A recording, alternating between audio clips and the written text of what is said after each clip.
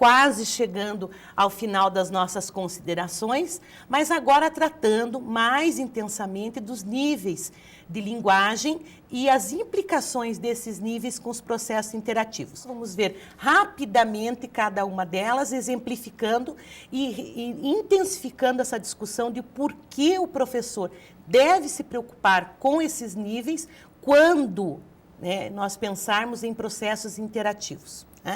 Vamos lá, nível coloquial ou popular. O falar coloquial é empregado no dia a dia nas situações informais e são marcadas pela espontaneidade. Essa palavra é muito importante para que nós possamos pensar e contrapor com os outros níveis. Pela espontaneidade da pessoa. Não há, nesse caso, preocupação com as regras certo e errado. Então, vejamos, quando nós estávamos falando do nível culto, e do nível coloquial, nós, no bloco anterior, não nos referimos tão intensamente à espontaneidade.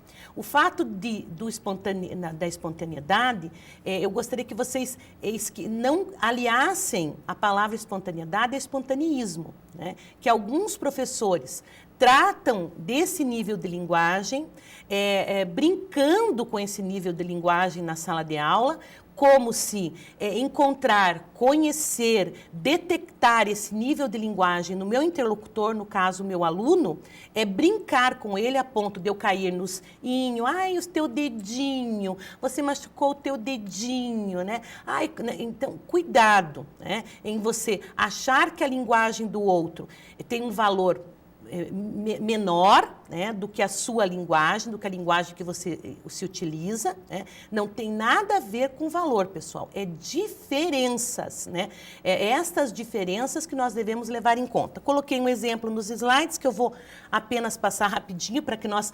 categorizemos esse nível, a explosão do fogão. Sábado passado, era mais ou menos 10 para as 4, estava eu na cozinha, tomando um pico-mel e cozinhando, um quilo de carne para fazer uma galinha com galinha assada.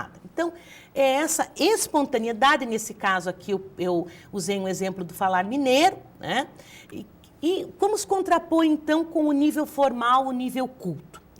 O falar culto ou formal é utilizado por pessoas de maior nível de escolaridade e olhe, e não apenas nessa situação, em situações que exigem do falante certa formalidade. É o caso dos oficiais, palestrantes, políticos ou, enfim, numa relação de interlocução em que eu percebo que eu preciso padronizar para que o meu interlocutor tire mais proveito, se torne mais profícua, consiga transformar essa informação em conhecimento de uma forma mais tranquila.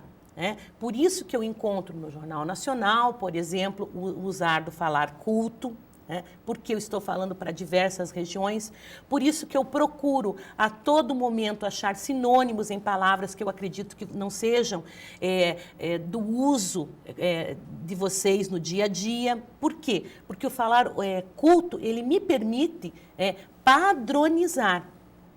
Mas sempre lembrando que nessa padronização não quer dizer que eu esqueça o falar do outro. O nível coloquial, a espontaneidade, sem cair no espontaneísmo que nós havíamos comentado já há pouco. Com isso, nós podemos pensar que a linguagem culta também é muito utilizada pelos meios de comunicação, como televisão, jornal, em revistas que seguem a língua padrão escrita. E na sala de aula, pessoal, que é o contexto que nós estamos discutindo aqui desde o primeiro bloco, em que ocorre sistematicamente esse processo interativo entre professor, aluno e conhecimento. Coloquei um exemplo apenas para ilustrar a linguagem culta para os linguistas, a língua padrão se estriba, olha aí a palavra, nas normas e convenções agregadas, num corpo chamado de gramática tradicional e por aí vai. Com esse exemplo, nós podemos pensar no nível profissional e nível técnico, que é um braço dessa norma culta. É um braço dessa norma culta. Por quê? Porque a partir do momento que eu falo de nível coloquial, eu estou atrelando esse nível a um grupo também, a uma variante. Lembra da variante? Linguagem universal, língua grupal, fala individual. O nível, ele está dentro, né? Se nós pudéssemos pensar, como eu falei em alguns encontros anteriores, nas esferas, né? Eu tenho a esfera universal, a esfera grupal e a individual. É uma dentro da outra, que nem aquelas bonequinhas russas que uma vai dentro da outra, não sei se vocês já tiveram oportunidade de ver, uma dentro da outra, né? Nenhuma de maior importância ou menor importância, né? Interagindo. Então, a partir do momento que eu penso numa forma de falar, eu também penso num nível em que ele se torna muito mais técnico, né? Que é o nível profissional. O nível técnico é caracterizado pelo jargão, né? Ou seja, uma linguagem específica de certos grupos de profissionais. Vocês, mulheres, devem estar acostumadas a ter desconforto no nível técnico quando vão ao mecânico, por exemplo. Não sei de todas as mulheres com quem eu estou falando agora, mas a maioria delas tem.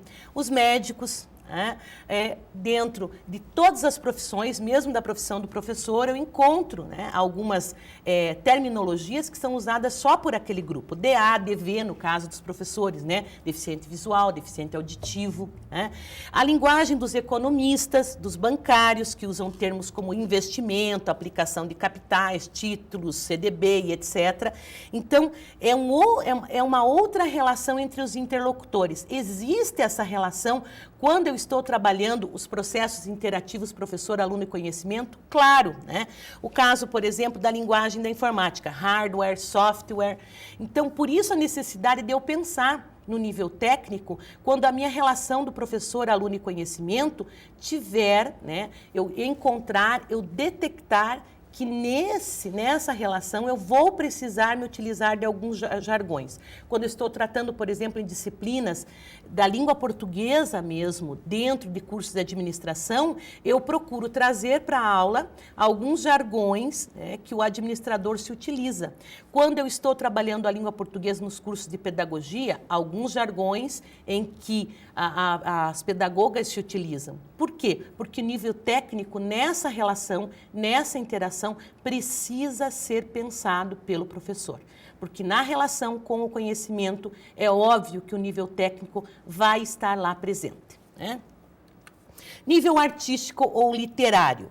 Eu não trabalho, professora, eu sou professora que não trabalho com literatura, eu não trabalho com arte. Mas, pessoal, você trabalha com sensação, né? O nível artístico utiliza a língua como intuito de expressar sentimentos, de forma que sensibilize quem está ouvindo.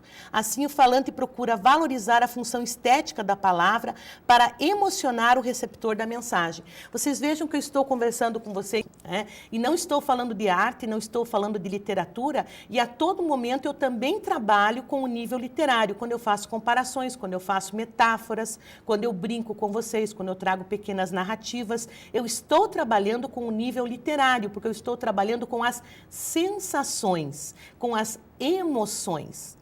Lembrando, pelo fato da linguagem ser extremamente subjetiva, eu trabalho essencialmente com o que acontece com o processo mental. E com isso, eu trabalho com as sensações criadas dentro de você.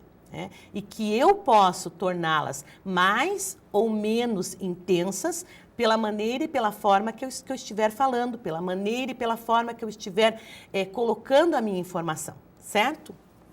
Com isso, é uma forma usada em geral por poetas, por romancistas, por contistas. No caso do professor, que é um orador por excelência, né, deve estar sempre presente, porque eu vou trabalhar com as emoções, né? Como eu coloquei aqui, propagandas e comerciais apelativo.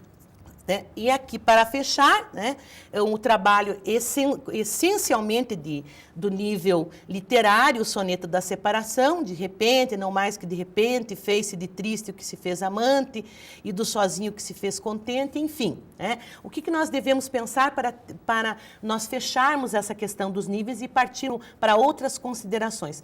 Pensarmos que nesse processo interativo eu devo trabalhar com todos os níveis. Né? Em certas situações, em certos contextos com as emoções, em certas situações, em certos contextos com os jargões, em certas situações, em certos contextos com a variante e em certas situações, em certos contextos com o padrão. Até daqui a pouco.